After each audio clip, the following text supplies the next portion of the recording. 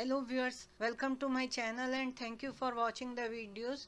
इस वीडियो में constitution of India या भारत का इतिहास का 11वां भाग है, जो कि पार्ट 2 सिटीजनशिप है। मतलब कि ये कॉन्स्टिट्यूशन ऑफ इंडिया का पार्ट 2 है, जिसका टॉपिक है सिटीजनशिप, नागरिकता। जैसा कि कुछ शब्द ऐसे आ जाते हैं जिनका आपको मीनिंग जल्दी समझ नहीं आता होगा, तो उसके लिए आप गूगल देखें। और दूसरा, अगर आपको किसी टॉपिक पर जैसे कि डेमोक्रेसी है या सेकुलर है या अन्य कोई भी शब्द उस पर नोट लिखना हो 100 वर्ड्स का या 200 वर्ड्स का, तो उसके लिए आप लक्ष्मीकांत देख सकते हैं या इंटरनेट पर सर्च कर सकते हैं। इन वीडियोस का यही पर्पस है कि हम पूरे कॉन्स्टिट्यूशन ऑफ इंडिया को एक बार देख लें कि वो कैसे लिखा गया और क्या है। फर्दर डिटेल्स भी अवेलेबल हैं जो कि लक्ष्मीकांत ने दी हैं या और कहीं आपको मिल जाएंगी इंटरनेट पर, किसी और साइट पर या किसी अन्य बुक के फॉर्म में जो उपलब्ध होते हैं PDF कॉपीज, उसमें आप वहां से देख सकते हैं। तो आइए देखते हैं citizenship. 5. Citizenship at the commencement of the Constitution.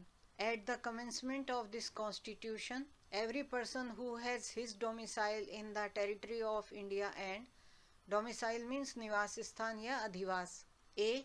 who was born in the territory of India, or either of whose parents was born in the territory of India, or C.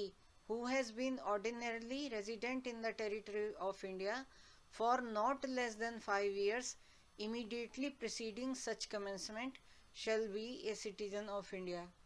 Hindi में देखते हैं। संविधान के प्रारंभ पर, तो यहाँ जो बात कही जा रही है संविधान के प्रारंभ पर है, तो इसमें अगर कोई अमेंडमेंट नहीं है तो यही लागू है। और जैसे कि गा पाठ कह रहा है, जो ऐसे प्रारंभ से पहले, मतलब जब संविधान लिखा जा रहा है उससे पहले कम से कम 5 साल रहा हो। तो पूरा देखते हैं हिंदी में। संविधान के प्रारंभ पर, तो ये पॉइंट इम्पोर्टेंट है। नागरिकता इस संविधान के प्रारंभ पर प्रत्येक व्यक्ति जिसका राज्य के राज्य क्षेत्र में अधिवास है, और का जो भारत के राज्य क्षेत्र में जन्मा था, या ख जिसके माता या पिता में से कोई भारत के राज्य क्षेत्र में जन्मा था, या गा जो ऐसे प्रारंभ से ठीक पहले कम से कम 5 वर्ष तक भारत के राज्य क्षेत्र में मामूली तौर से रहा है, भारत का नागरिक होगा। 6th, rights of citizenship of certain persons who have migrated to India from Pakistan.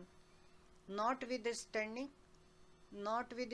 मतलब इसके बावजूद भी, in spite of something मतलब इसके बावजूद भी। Anything in Article 5, a person who has migrated to the territory of India from the territory now included in Pakistan shall be deemed to be citizen of India at the commencement of this constitution if, मतलब 5 में जो ABC दिए हैं उसके बाद का ये हिस्सा है। A.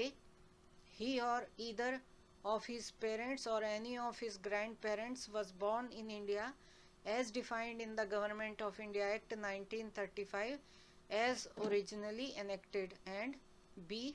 Part 1, in the case where such person has to migrated before the 19th day of July 1948, he has been ordinarily resident in the territory of India since the date of his migration. और migration means किसी दूसरे स्थान पे चले जाना और वहाँ रहकर काम करना।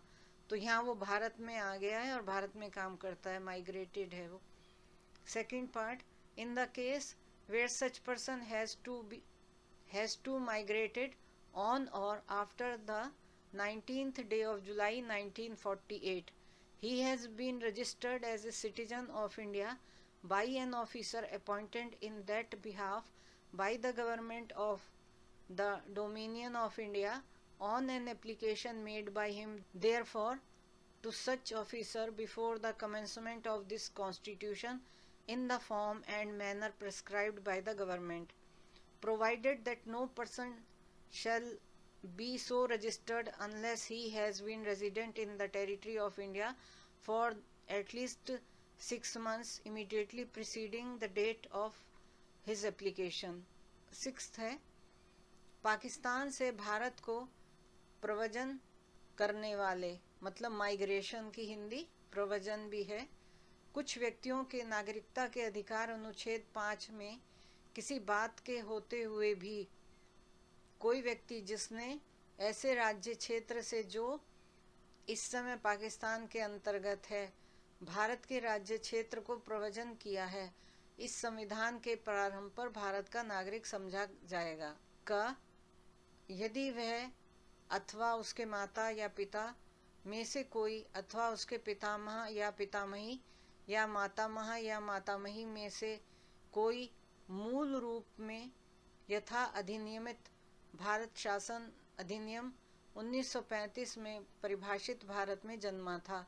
और ख पहला भाग, जबकि वह व्यक्ति ऐसा है जिसने 19 जुलाई 1948 से पहले इस प्रकार प्रवचन किया है, तब यदि वह अपने प्रवचन की तारीख से भारत के राज्य क्षेत्र में मामूली तौर से निवासी रहा है। या दूसरा भाग खा का, जबकि वह व्यक्ति ऐसा है जिसने 19 जुलाई 1948 को या उसके पश्चात इस प्रकार प्रवचन किया है, तब यदि वह नागरिकता प्राप्ति के लिए भारत डोमिनियन की सरकार द्वारा विहित प्रारूप में और रीति से उसके द्वारा इस संविधान के प्रारंभ से पहले ऐसे अधिकारी को जिसे उसने सरकार ने इस प्रयोजन के लिए नियुक्त किया है आवेदन किए जाने पर उस अधिकारी द्वारा भारत का नागरिक रजिस्ट्रीकृत कर लिया गया है, परंतु यदि कोई व्यक्ति अपने आवेदन की तारीख से ठीक पहले कम से कम 6 मास भारत के राज्य क्षेत्र में निवासी नहीं रहा है तो वह इस प्रकार रजिस्ट्रीकृत नहीं किया जाएगा। 7. पाकिस्तान को प्रवचन करने वाले कुछ व्यक्तियों के नागरिकता के अधिकार अनुच्छेद 5 और अनुच्छेद 6 में किसी बात के होते हुए भी कोई व्यक्ति जिसने 1 मार्च 1947 के पश्चात भारत के राज्य क्षेत्र में ऐसे राज्य क्षेत्र को जो इस समय पाकिस्तान के अंतर्गत है प्रवचन किया है, भारत का नागरिक नहीं समझा जाएगा।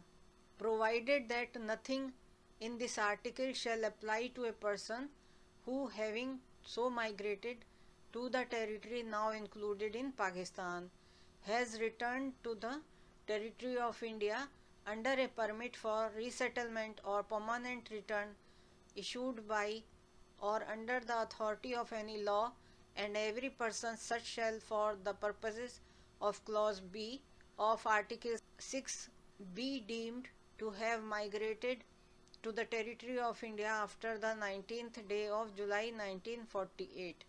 परंतु इस अनुच्छेद की कोई बात ऐसे व्यक्तियों को लागू नहीं होगी जो ऐसे राज्य क्षेत्र को जो इस समय पाकिस्तान के अंतर्गत है प्रवचन करने के पश्चात भारत के राज्य क्षेत्र को ऐसी अनुज्ञा के अधीन लौट आया है जो पुनर्वास के लिए या स्थायी रूप से लौटने के लिए किसी विधि के प्राधिकार द्वारा या उसके अधीन दी गई है, और प्रत्येक ऐसे व्यक्ति के बारे में अनुच्छेद 6 के खंड ख के प्रयोजनों के लिए यह समझा जाएगा कि उसने भारत के राज्य क्षेत्र को 19 जुलाई 1948 के पश्चात प्रवचन किया है। 8. Rights of citizenship of certain persons of Indian origin residing outside of India। Bharat के बाहर रहने वाले भारतीय उद्भव के कुछ व्यक्तियों के नागरिकता के अधिकार के बारे में है ये।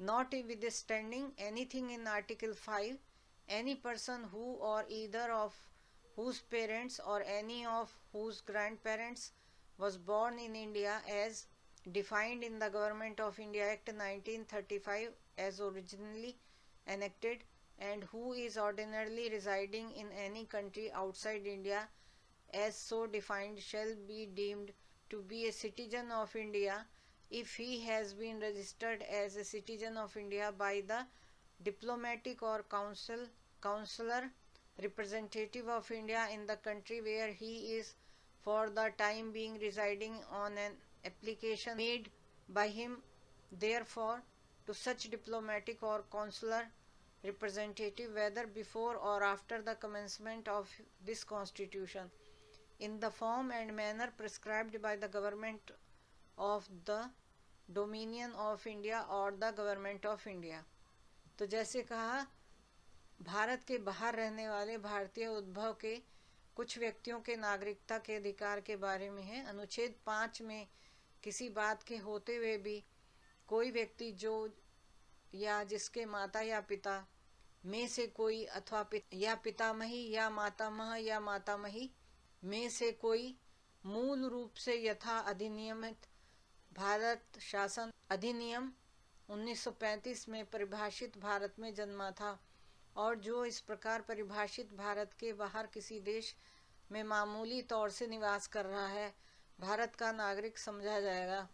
यदि वह नागरिकता प्राप्ति के लिए भारत डोमिनियन की सरकार द्वारा या भारत सरकार द्वारा विहित प्रारूप में और रीति से अपने द्वारा उस देश में जहाँ वह तत्समय निवास कर रहा है भारत के राजनयिक या कौंसलीय प्रतिनिधि को इस संविधान के प्रारंभ से पहले या उसके पश्चात आवेदन किए जाने पर ऐसे राजनयिक या कौंसलीय प्रतिनिधि द्वारा भारत का नागरिक रजिस्ट्रीकृत कर लिया गया है।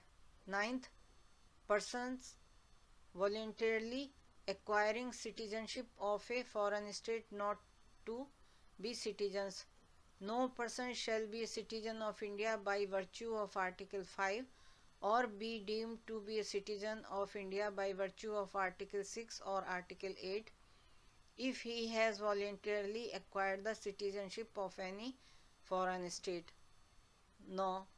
विदेशी राज्य की नागरिकता स्वेच्छा से अर्जित करने वाले व्यक्तियों का नागरिक ना होना। यदि किसी व्यक्ति ने किसी विदेशी राज्य की नागरिकता स्वेच्छा से अर्जित कर ली है तो वह अनुच्छेद 5 के आधार पर भारत का नागरिक नहीं होगा अथवा अनुच्छेद 6 या अनुच्छेद 8 के आधार पर भारत का नागरिक नहीं समझा जाएगा। 10. Continuance of the rights of citizenship. Every person who is or is deemed to be a citizen of India under any of the foregoing provisions of this part shall, subject to the provisions of any law that may be made by Parliament, continue to be such citizen.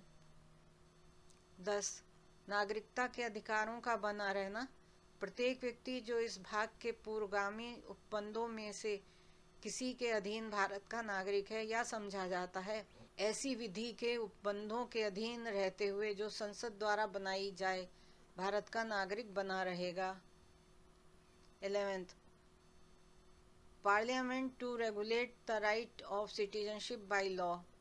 Nothing is the foregoing provisions of this part shall derogate from the power of Parliament to make any provision with respect to the acquisition and termination of citizenship and all other matters relating to citizenship.